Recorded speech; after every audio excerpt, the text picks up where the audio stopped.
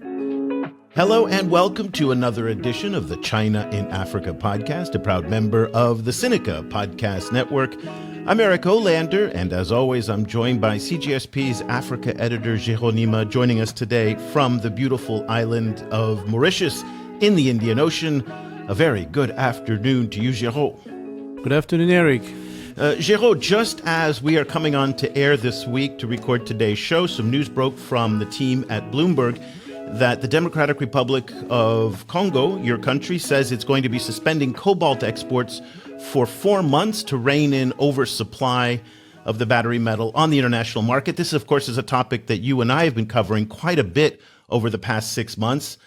This is going to be a major setback for the Chinese company CMOC Group that gave output guidance earlier this year that it was going to produce 100,000 to 120,000 tons of cobalt for the year. Now, that would be a new record if they did that.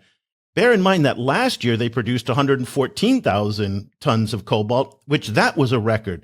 Now, what makes this so strange and so odd, and why the DRC government is taking the actions that it's doing, is because, well, the price of cobalt about 2 or 3 weeks ago hovered at $11 a pound, about $24,000 a ton, which is at what, a 8-year low, Geraud? I mean, these prices are very, very low. Back in 2018, just to give you some context, cobalt was $40 a pound. Geraud, what are you hearing from your sources on the ground as to what's going on and why the government chose to act now? There's not much of a surprise, I believe, in that decision, and because since 2 years ago, they've been talking about introducing export quota in the DRC to be able to control production and the export on the market. Jacquemin was pushing for that, and the Congolese authority was still trying to figure it out. And there's many pushback from international market investors saying that it was going to be a bad idea. But I know that different people from Jacquemin and different companies involved were really trying to make that happen, because it was the only way for the DRC to control the price of the market. People need to understand that DRC being the first producer of cobalt in the world, when you have cobalt prices crashing like that, it means that revenues are also lowering in the DRC part, which they don't want to, because they cannot control the price, they cannot control production, because they don't have mining companies that are really mining those minerals and exporting them. The only thing they could have done, it was really putting in place export quota to be able to control the flow in the market. But even in terms of export quota, they were not able to put that in place to implement that. And then we have that decision to be able to totally halt export for 4 months. But let's keep in mind, it's only halting. It's only halting export, not halting production. So it means that if you believe that 4 months is going to be enough to control the price of the market, it will not stop CMOC or other Chinese any other company to produce cobalt and to keep it in stock. When export will open again, they still can do the same thing they did in 2023. So it's not much of a solution on the longer run in terms of how much is going to impact the market. If they believe that in 4 months is going to be enough, we'll see. But if in 4 months China is still controlling the quantity that's available in the market, so I don't believe that that's going to have a long-term effect in terms of controlling the price. For 4 months, we may see a slight change. We'll not go for $24,000 to $35,000 or to $40,000. No, we'll not see that. We may see a bit of a change, but after 4 months, CMOC will do exactly the same thing it did in 2023, just flood the market again with all the stockpile it did in DRC. We're going to go back to where we are today, and maybe even worse than what we have today. So yeah. And of course, Geraud, there are other demands being placed on cobalt, which is the fact that fewer companies are using it in their cars. So General Motors is going to be releasing vehicles this year that use lithium phosphate batteries, not nickel, cobalt, manganese batteries. A lot of automakers are making that shift, again, reducing the demand for cobalt. Want to get your take on one other quick story before we get to our guest today. Chinese arms manufacturer Norinko has apparently sweetened its deal for the copper and cobalt assets of Chemaf. Now, this is a $1.4 billion deal to buy those assets. And for those of you who are not familiar with this story, Chemaf is the Congolese subsidiary of the Dubai-based firm Shalina Resources. Geraud, please make sure I get all of this correct. Chemaf is also a very close partner with the Swiss trading conglomerate Trafigura that's also very active across the critical resources sectors in southern Africa. Chemaf is selling its stake in the DRC copper and cobalt sector in large part because of those low prices that Geraud was talking about earlier. That's just made it unprofitable to be in this sector. So, Geraud, when I read this story, it brings back these memories of 2016 in the first Trump administration, when U.S. mining giant Freeport-McMoran sold the Tenke-Fungurume mine, and American officials told you and I directly that this was a strategic mistake of just magnificent proportions. Here we are with another major Congolese mine going up on the market, and it looks like Chinese companies like Norinko are in the pole position to snap it up.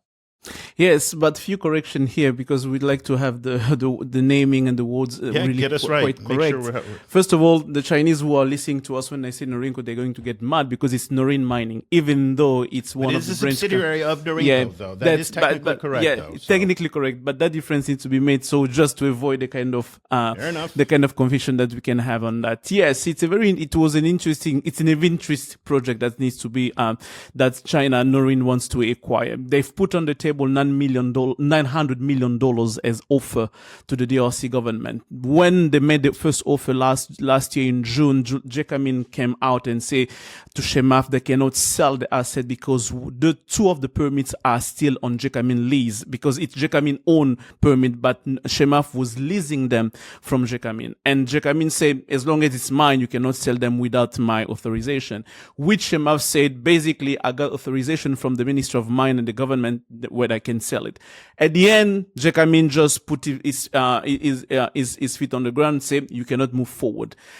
After a few months of discussion, this is where geopolitics also comes in. It comes in into kind of understanding, because we heard from DC and different people from Washington that the State Department at that time really also tried to kind of being behind Jekamin to encourage them to say, you know what, hold on to the asset. We don't want you to say it to be good for us, for you not to sell. But the Jekamin on his own wanted to have the permit for itself. Jekamin was searching for money, trying to find resources. They're still looking for resources to be able to start the operation themselves.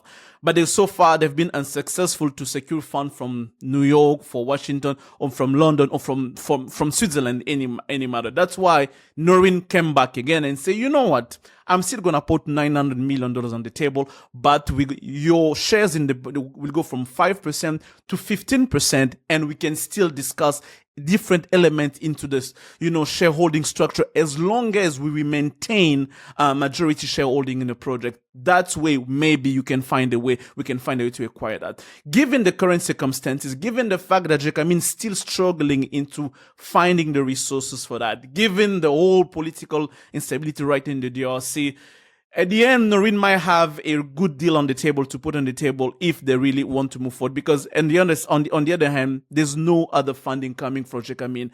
And the U.S., as you mentioned, 2016, the U.S., big talks, a lot of promises, we want to do something. But when it comes to deliver, to put the cash on the table, the cash is not following through. So that's why China is still there, trying to acquire another key asset. A very interesting one. Not major, but a very interesting one, a promising one. Well, $1.4 billion is still a pretty big asset. And let's talk about that name, Jekamin, that Geraud is referring. That might be a name we're going to talk about quite a bit today. That, of course, is the state-owned mining company for the Democratic Republic of Congo that is partner to many, if not all, of the mining joint ventures in the Congo today. All of this is a perfect transition that we're talking about the financing and the money on the table, because we're now getting our first insights into how the Chinese are financing transition mineral deals around the world. There's a groundbreaking new report that came out from the research lab AidData at William and Mary College, and it's called Power Playbook: Beijing's Bid to Secure Overseas Transition Minerals. If this is a topic that you're interested in, and I know there are a lot of you watching and listening to this that are interested in it, you are going to want to check out this report. It's a first of its kind data set that systematically tracks China's official sector financial commitments for copper, cobalt, nickel, lithium, and rare earths. It tracks both the extraction and the processing operations. Again, this is really impressive, across 165 low-income and middle-income countries over a 22-year period. Now, that sounds impressive, but this is the kind of work that AidData does, and we are thrilled to have two of the contributors on that report. Brooke Escobar is the interim director of the Chinese Development Finance Program at AidData, and also Katherine Walsh is a senior program manager on the Chinese Development Finance Program team as well. Both of them are joining us from beautiful Williamsburg, Virginia. A very good morning to you, and welcome to the program. Good morning. Thanks, Eric. Thanks, Gerard. It's great to have you both here and to shed light on this amazing piece of research that you've done. Your research revealed that Chinese lenders of various kinds have provided $57 billion of aid and subsidized credit to various transition mineral projects in 19 Belt and Road countries. Brooke, let's first start with you to help us understand, how did you pull this all together? What was the methodology to find this? Because, again, this kind of report's never been done before. AidData has a long track record in mapping out Chinese development finance, but I think in the context of the transition mineral sector and the critical resources sector, this has never been done before. Maybe you can just start our conversation about what you guys did, where were the sources, how did you find this information to be able to tell this story about how the Chinese are financing their critical resource operations abroad? Yeah, thanks. So we actually leveraged our existing data set, which this is one of the many sectors that we track in our existing global Chinese development finance data set. We track over 24 sectors. This is one of them, but we really wanted to understand exactly what China was doing in this particular sector. So we were able to leverage the data that we already had, the existing methodology that we already have, to really do a deep dive specifically in this sector, and then augment it with new information that's helping understand, what are the mining sites that these financing are going to? How does China extend? And what patterns or what playbook is it using in the transition mineral sector specifically? So we use a lot of primary sources. Katherine spent a lot of time. She's actually our data professional and was behind the methodology to build out exactly what are the new fields that we need to capture so that people can understand what is China doing in this sector. How is it different from the other flows that we see in the broad BRI financing scheme, and what are the effects that we find from Chinese official finance in this sector? Katherine, can you tell us a little bit about the sourcing that you use for this data so people can get a sense, again, of how reliable is it? Where did you get it from? What's the basis for all the conclusions that you came to? Yes, of course. So the data collection methodology that we use is available on our website. It's called Tracking Underreported Financial Flows. And we also have a methodology document related to this particular project as well. But as Brooke mentioned, this builds on our global Chinese development finance data set, which is built with the Tracking Underreported Financial Flows methodology. We really prioritize going to the most reliable sources that we can find that report on Chinese state-backed financial flows channeled to countries all over the world. So this would involve sources from the Chinese government, Chinese state-owned companies that are involved in these transition mineral operations overseas, as well as reporting from recipient country governments. So if there's a mine in the Democratic Republic of Congo, we would look into the official source documentation available there as well, and other organizations that are involved directly in these flows. And then we supplement that with other media sources, but the core of our data set is built off these official sources from involved governments and companies. Looking into the data, because in your report you went from 2000 to 2021. It was really fascinating the amount of data you were able to collect and to isolate out of your main data set. Did you get the same feeling that many used to have and still having when it talks about China engagement in the critical mineral space in Africa or in the world, saying that there was a plan, a long-term planification behind that? Are the data telling you that when you look into the financing, you have the sense sense that yes, it was something that they've planned, they've put in architecture behind, and they walked into to making that happen. Or it was just like at the end, after 21 years, somehow it was random. Do you get that feeling it was much more planned, that much more full of randomness somehow? It's definitely planned, I would say. And what we found in the data is that China is very methodical and strategic, and similar to what you talked about recently in the cobalt prices, how China thinks in decades, right? Not just in years. You definitely see that. And not only do they have the rhetoric from Xi Jinping, from other state official ones saying that this is a priority for China, but then you see that followed up by a network of financiers that are providing financing to transition mineral operations. But they're providing it in a specific way that's very different from how the rest of the official finance from China is extended. So, for example, it's extended specifically to Chinese official finance, Chinese state-owned firms that either have a stake already in a transition mineral operation, so at a mining site or a processing site, or the official finance is providing the acquisition loan first, and then it provides a series of loans that actually support the development of that mine and the working capital needs of the firms. And so you see over time, there's definitely a specific shift to how can we acquire more mines? How do we support the existing mining operations? And in general, just increase those the access to minerals over time. Brooke, allow me, I hope I'm not throwing a curveball on that, because reading the report, and it's also something because you've mentioning that, it's really something interesting when you look into China, that space in terms of China acquisition. There's not much of a greenfield Chinese project in the mining sector in this part of the world. It means that they are not acquiring new projects to do exploration and then operation. Most of them are brownfield projects where they want to acquire, as you mentioned, they want to acquire a stake on an existing project, or they want to start something that's already happening on the ground. Have you seen any sign of greenfield operation on financing, like they start on ground zero where there's nothing, money goes on exploration, and then it goes on moving? Yeah, I'm actually going to see Katherine might have some examples that she could share with us. Yeah, I would say Peru and the DRC are the top two destinations for these Chinese state flows for transition mineral operations. And an interesting piece of that story is Peru, where the top two mines that received financing during this 2000 to 2021 period are Toramocho and Las Bambas. I would say they're not building it from ground zero, but these are two greenfield mines. And actually, Toramocho is the first greenfield copper mine developed by a Chinese company overseas. And while the Aluminum Corporation of China, or Chinalco, acquired this mine using its own capitals, this is an investment flow. It's not included in our loan data set. We find that Chinese state-owned banks then funneled billions of dollars over 10 loans over a span of many years to support the actual building of this mine and then the operations thereafter.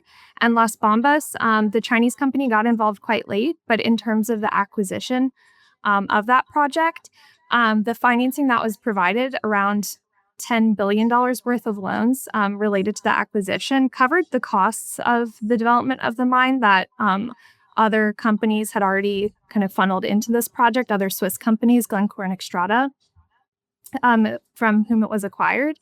And then they finished up the development and then launched this kind of greenfield copper mine in Peru. So I would say Peru is in particular an interesting example of Chinese companies getting involved at quite an early stage of the project. And I would add that, acquiring a brownfield project is also one strategy, right? To acquire into a mine that already has a more established production capacity, what the reserves are. So it's just a different type of strategy. Yeah, Geraud, just clarify for everybody what the difference is between a greenfield investment and a brownfield investment. So a greenfield investment is basically when you start from ground zero. It means that, you're going on somewhere and you say, I'm going to start with exploration. Exploration, I'm going to find deposit, reserve deposit, and then I'm going to start mining operation. Brownfield are the kind of project where someone has already done the groundwork. It's the kind of project where you minimize your own risk, because exploration costs a lot of money and you may not find anything after that. So brownfield, you go to someone, say, I already have done the groundwork. There's this much of deposit, this much of reserve, and then I'm going to put money in there so we can move forward. So for Chinese, that was a kind of strategy allowing them to go to risky places like the DRC to be able to acquire a mining project without having to pay the risk of putting a lot of money in exploration and then find yourself in a political turmoil or political instability that's going to just have your millions of dollars wasted in exploration. So, for example, when CIMOC took over the Tenkafungurume mine, that's a brownfield. Okay, so exactly. It seems that risk mitigation is a major priority for the Chinese. And when it comes to the financing of this, typically, Katherine, you've been talking a lot about the lending and the loans, but that's a sensitive issue in many of these countries, given the debt sustainability problems that many countries in the global south face, some from Chinese loans, a lot from Euro debt and many other sources. So you said in the report that the Chinese are transitioning away from bilateral lending agreements to syndicated lending instruments. Can you explain what that shift is, and then also what is the difference between a bilateral lending agreement like a loan and a syndicated lending agreement? Yeah, I can speak to that. So, in particular, a bilateral loan is involving one creditor providing financing to one borrower. And then a syndicated loan is when multiple creditors are involved in providing financing to a borrower. So, in this case, and I would say in terms of these large-scale infrastructure projects that we see with these mines, and also the acquisitions, which are quite costly. This is a way to pool resources across many different creditors to one project. And we also find, and we've spoken about this in the Belt and Road Reboot report in particular, that you can also find through AidData, that using syndicated loans involving non-Chinese creditors is also a way that they can outsource environmental, social, and governance risk in terms of how they can manage these projects. So can I just stop you right there? So when you're saying non-Chinese creditors, one of the things that we've been hearing from folks at, say, the Boston University Global Development Policy Center is that they're bringing on board banks like HSBC, Standard Chartered. Is that what you're talking about, is bringing on other financial partners even from the West? In this particular sector, we've found that they've brought on other creditors, including from the West, not just creditors like HSBC. Brooke, I think Brooke might be able to speak to this in a bit more detail. Yeah, I would say that the syndicated lending, there's two types that we see in transition minerals from China. And one is syndicated lending with Chinese actors or Chinese state-backed funders together. And we really see a surge in this in the early BRI years, around 2014 to 2017. And most of that money, where it's syndicated with only Chinese financiers, is going to Chinese firms and Chinese operations. And so that's really a way for the Chinese banks themselves to spread out the risk, right? And also, as Katherine mentioned, in our previous report, we found that some of the policy banks for China had very low standards for enforcing environmental, social, and governance risks. But a lot of the state-owned Chinese banks actually have much higher standards. So when project review, the financing agreements, they just had naturally more stringent safeguards built in. And so by syndicating with some of these other state-owned creditors, the lending itself has stronger safeguards, and it's a way to de-risk the project overall. What we see in the final or the next 4 years of Chinese of the BRI, so 2018 to 2021, is you see an increasing amount of this syndicated lending with non-Chinese financiers. So again, as you're mentioning, with Western banks, so China is putting its money together in a collaborative way to extend money to transition mineral operations. But one of the key differences here is that money is most often going to transition mineral operations that have no Chinese ownership. And so I would say those actually look much more like an investment where China is looking for a return on its investment and not necessarily part of its strategy to gain access to more transition mineral outputs.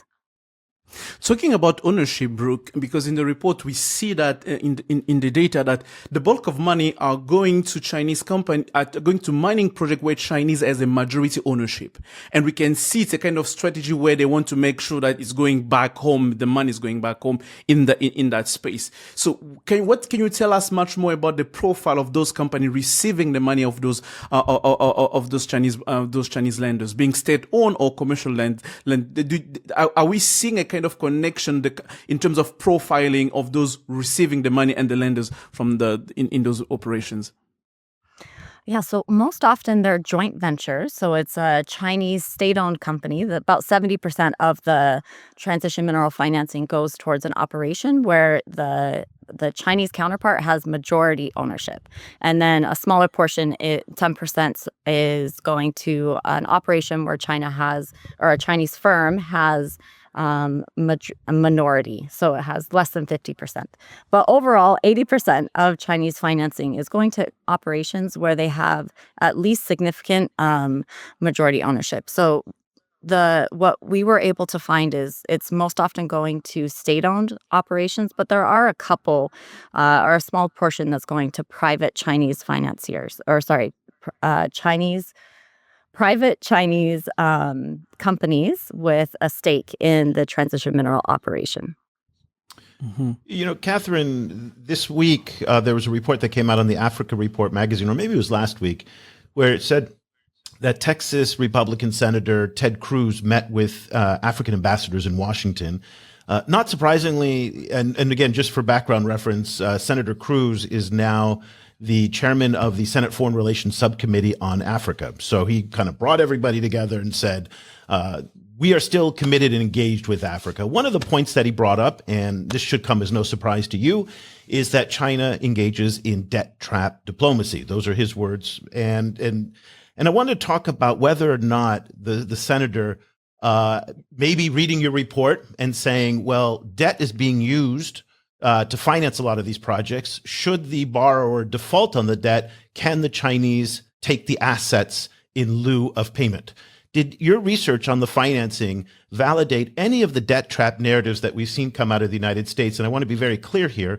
AidData, BU, Johns Hopkins, Chatham House have all done extensive research that have debunked the debt trap narrative. And so there is no verifiable evidence. But I'm wondering if someone like Senator Cruz will look at your report and take inspiration from it based on if some of the defaults happen, what then becomes of the resources that the borrower owes to China. In this particular case, I would say I'm not seeing evidence of that could be kind of used to support that kind of narrative. As Brooke mentioned, much of the financing is going to joint ventures or special purpose vehicles, which are majority or wholly Chinese owned.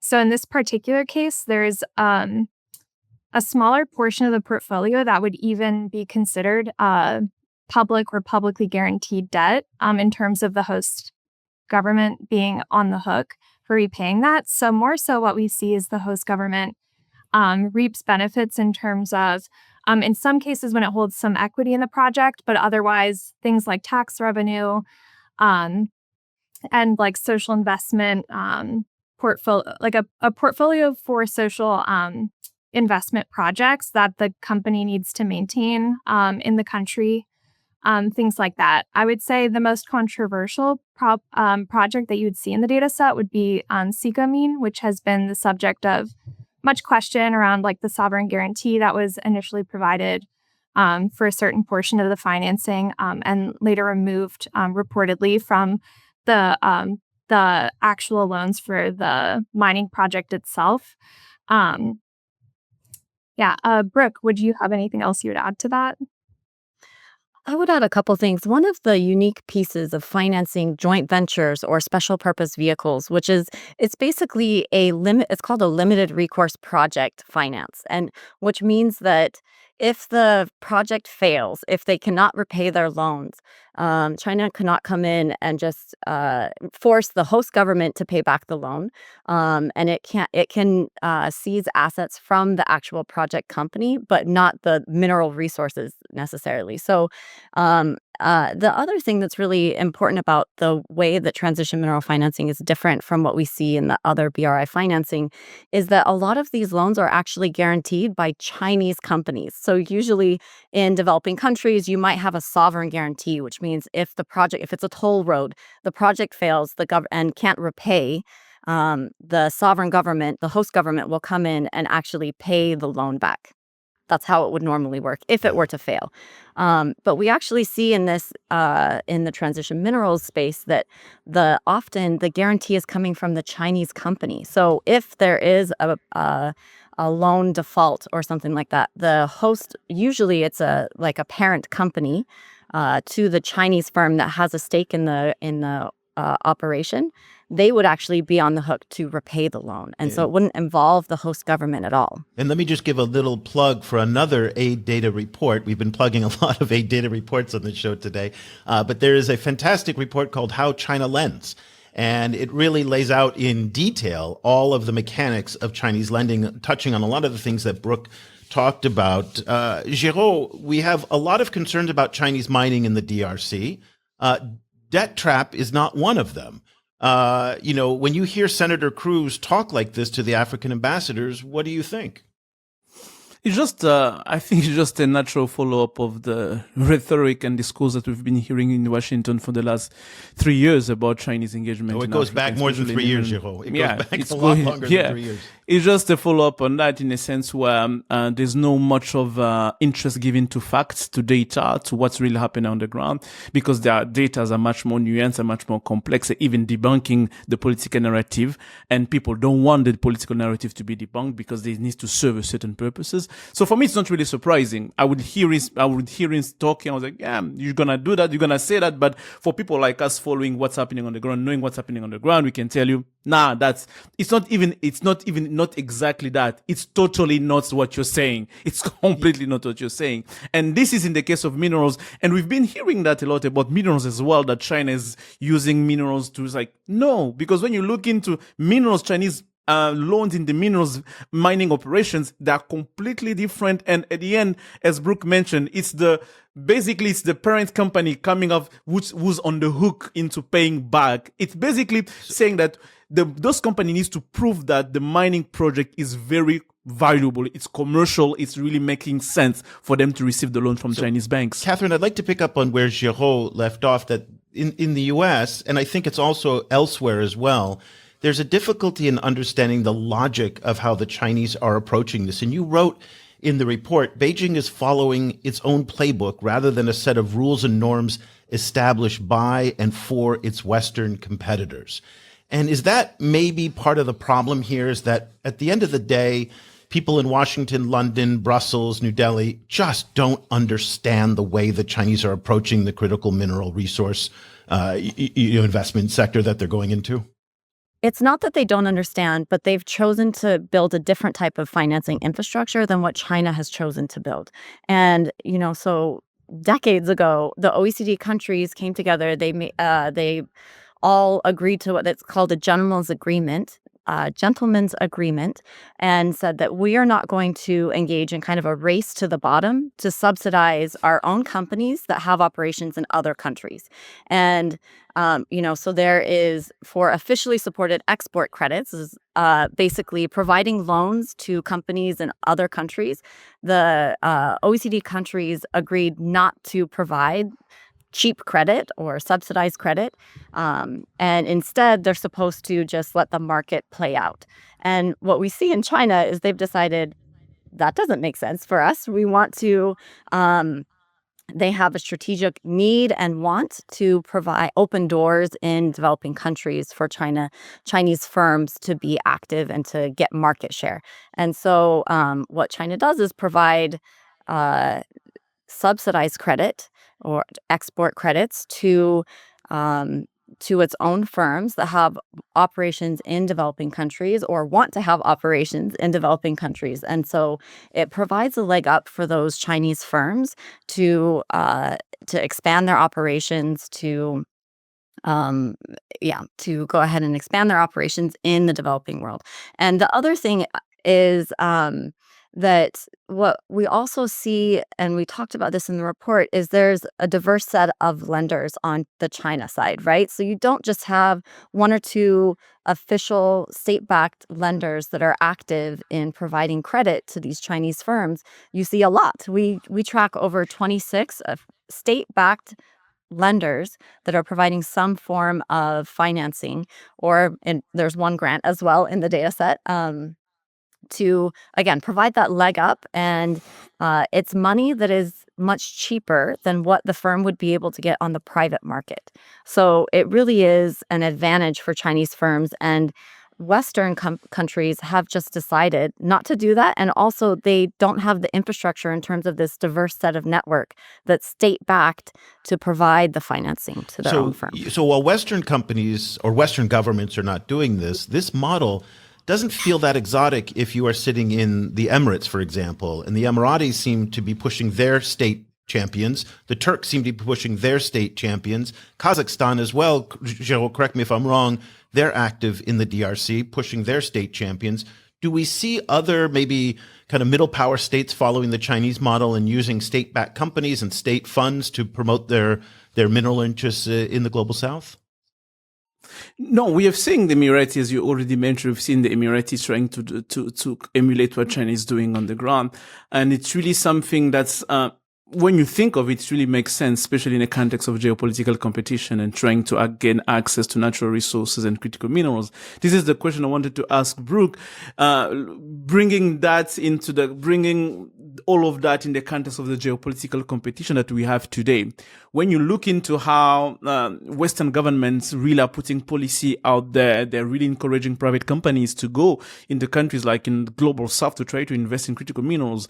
Companies saying we don't have the resources because the countries are risky, the jurisdictions are really just murkier as you can imagine, and we don't have the background, we don't have the support that we're gonna need to compete with Chinese. Do you see in the future what would be the tool for Western companies to be able now to exist in a competition where China is moving like this? Do they have to emulate or to also start to do like the Emiratis are doing, or do they stand a chance to remain the way they are and still win against Chinese companies?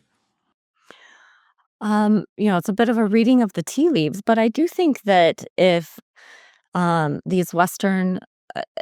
Western companies want to compete, then they're going to need more access to credit, and credit that is less expensive, right? If you're competing on a bid and the other company is able to get more cash on hand at a cheaper price, right, than you are, then it's just going to be more difficult to compete, especially not only in the short term, but especially in the long term. And if China is continuing this support on a consistent basis into the future, then I think Western governments really need to think about how critical is the access to these transition minerals, and how much do they want to be dependent on a supply chain that's where China is in every piece of it, rather than having its own domestic companies who have access to those. I mean, the Western governments talk excessively about removing China from these supply chains, but yet when you ask that question of will they provide access to lower cost capital to do this, the answer seems to be no. And the question is not whether or not the United States or Europe has the money. The money's there. It's just not being allocated for this purpose. So I guess, Katherine, in terms of wrapping up our discussion, looking forward, when you look at the trends, you looked at 22 years of financing. When you look at the trends, what are we seeing going forward with the Chinese? Are they going to continue this pace even as prices for some of these minerals and metals are very low? And do you see Western governments or even Japanese, Korean, and other governments getting into the space to compete with the Chinese with this low-cost capital and this low-cost financing that Brooke talked about?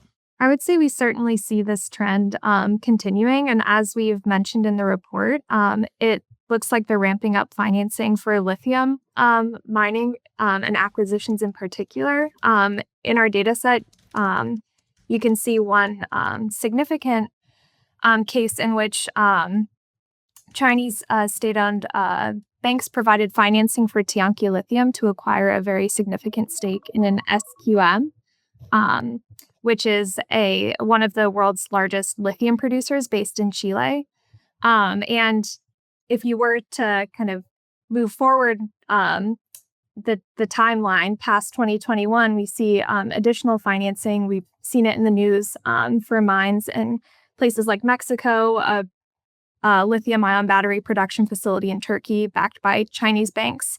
So certainly we see this trend in financing continuing, and looking forward to updates to our data set as well to throw in additional more recent flows. And we are looking forward to those updates as well. The report is Power Playbook, Beijing's bid to secure overseas transition minerals. If you are interested in how this race is unfolding, this is absolutely essential reading for all of you. And again, it brings the nuance that is often missing from the discussion about critical minerals that we see coming out of the US and Europe quite a bit. The team at AidData put it together, and we were thrilled to have two of the contributors, Brooke Escobar, who's the interim director of the Chinese Development Finance Program at AidData, and Katherine Walsh, a senior program manager also on the Chinese Development Finance Program teams. Thank you so much to both of you for taking the time this morning to join us and help explain this fascinating yet very complex topic. Thank you. Thanks so much. Geraud, AidData has done it again, where they've taken a topic in the mainstream conversation about what the Chinese are doing in the global south, whether it's on debt and this time on critical minerals, and added a level of complexity and nuance to it that really challenges the reductive, simple narratives that are out there about these issues. And AidData's contribution to the conversation is absolutely invaluable. And if you haven't checked out their other work, cannot recommend it enough. But when it comes to this critical minerals report, you are somebody who's been in this business for a very, very long time. You've been following what the Chinese are doing, not only in the DRC, but elsewhere in Africa, and then now increasingly elsewhere around the world. What did you learn from this report that you didn't know already?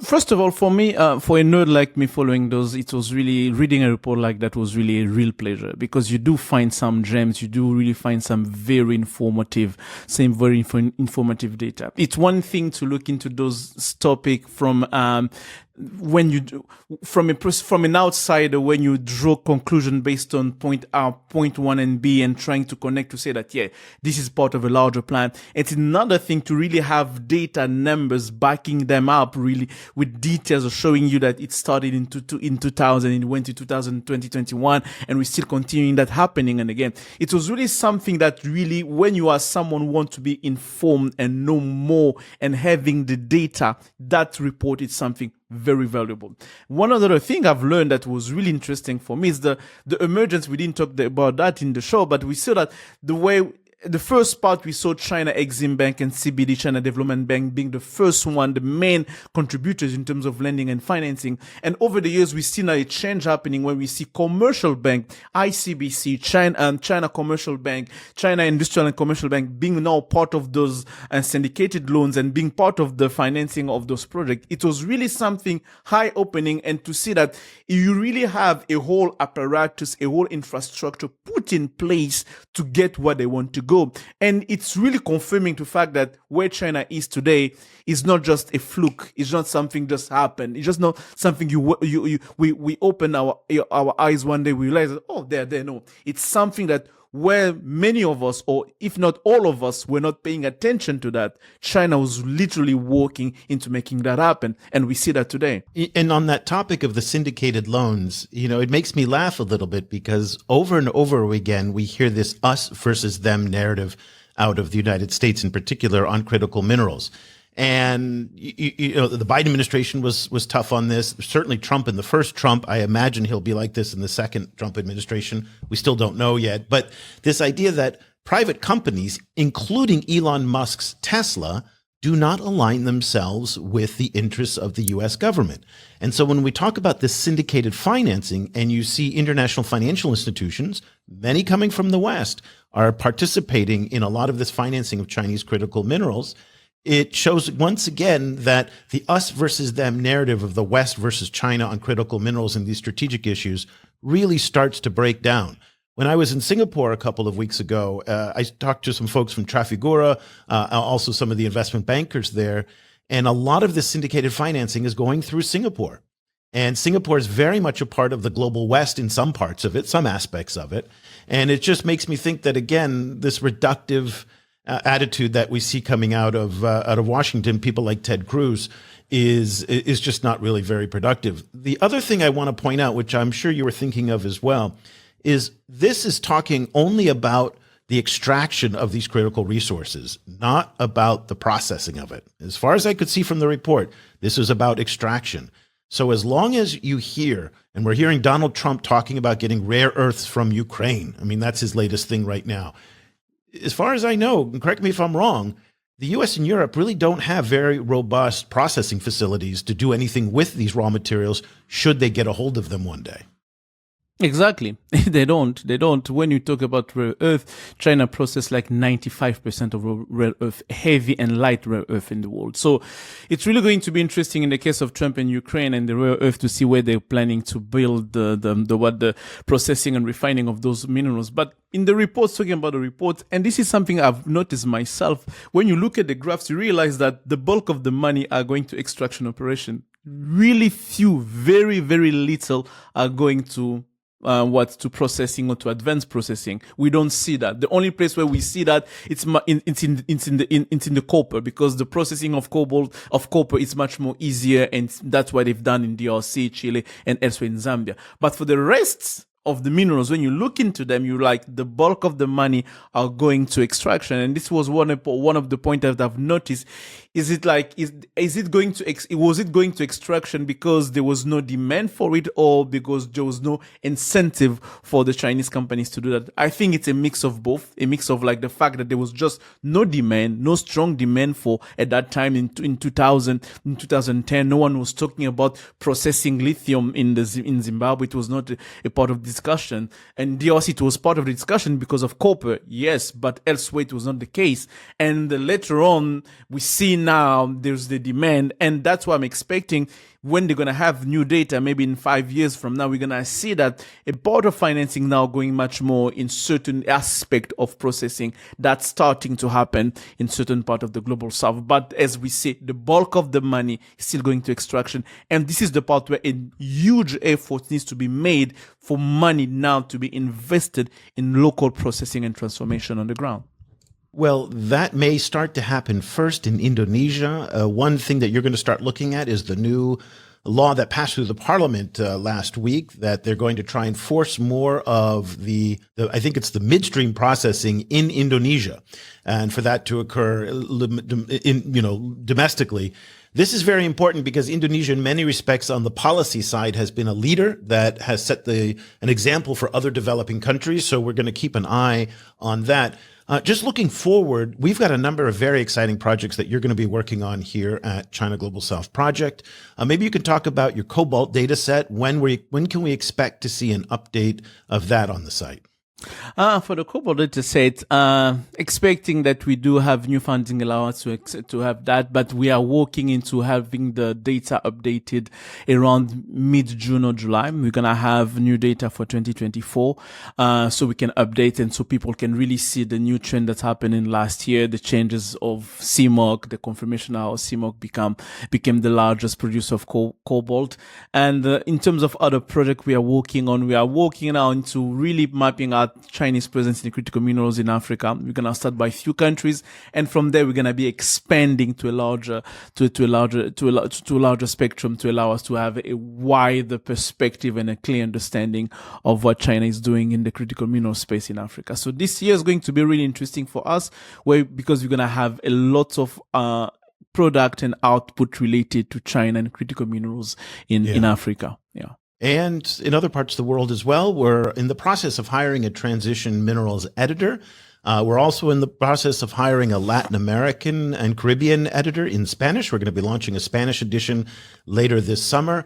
And we're launching a new fellows program where we're going to have scholars, journalists, analysts, and others from different parts of the Global South to contribute to the work that Geraud and the team are doing. So many exciting things happening at the China Global South Project. If you'd like to check out the work that Geraud and the team are doing, go to ChinaGlobalSouth.com. And of course, if you'd like to support us, and we really, really need that support to do this amazing work, especially now that the China knowledge space is shrinking, getting more contested, getting smaller, and the independent, fact-based, agenda-free work that we do is even more important than ever. Go to ChinaGlobalSouth.com/subscribe.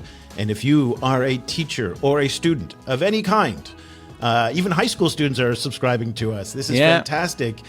Send me an email, eric@ChinaGlobalSouth.com, and I will send you the links for the half-off discounts. So that'll do it for Geraud and I. We will be back again next week with another edition of the China in Africa podcast. For Geraud in Mauritius, I'm Eric Olander. Thank you so much for listening and watching.